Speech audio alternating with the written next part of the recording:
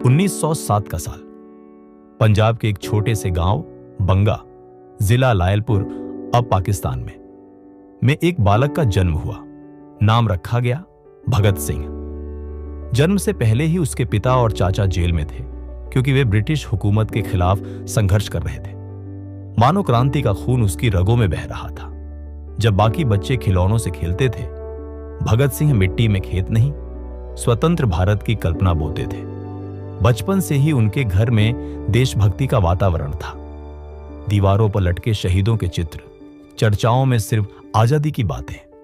8 साल की उम्र में जब उन्होंने अपने पिता से पूछा, पिताजी, हम अंग्रेजों से कब आजाद होंगे, तो उस प्रश्न ने उनके जीवन का मार्ग तय कर दिया।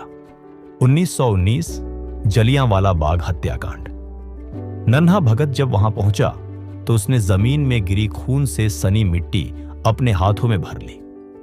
उसने उस मिट्टी को अपनी किताबों में रख लिया और कहा, यह मिट्टी मुझे याद दिलाएगी कि मेरे देश को अभी आजादी नहीं मिली।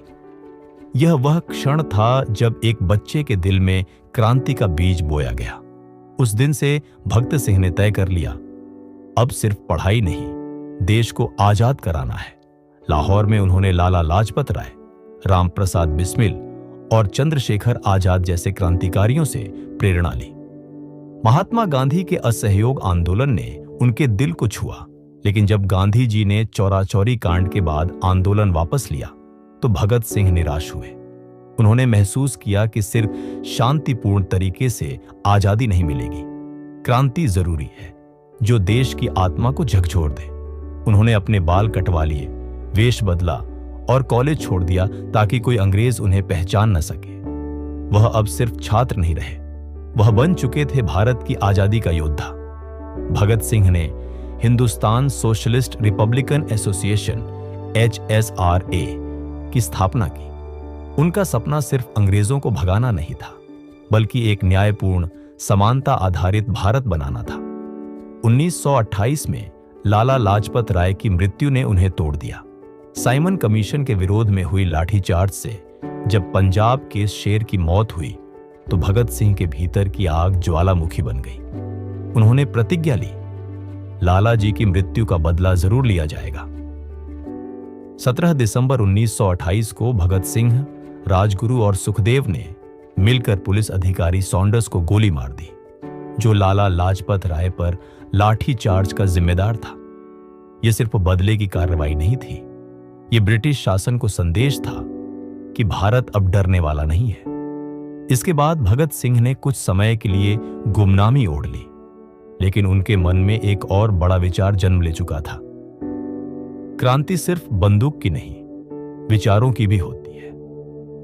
8 अप्रैल 1929 को उन्होंने और बटुकेश्वर दत्त ने दिल्ली की सेंट्रल असेंबली में बम फेंका, पर बम ऐसा था जो किसी को मारने के लिए नहीं, बल्कि जगाने के लिए था।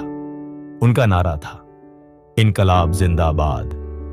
वे वहीं खड़े रहे, भागे नहीं, गिरफ्तारी दी। अदालत में उन्होंने कहा, हमने बम इसलिए फेंका ताकि बहरे कान सुन सके। हमारा मकसद हत्या नहीं, चेतना जगाना है। जेल में रहते हुए भगत सिंह ने किताबों से अपनी सोच को और गहराई दी। उन्होंने लेनिन, मार्क्स और अन्य विचारकों को पढ़ा। उन्होंने जेल में राजनीतिक कैदियों के अधिकारों के लिए भूख हड़ताल की, जो 63 दिन तक चली।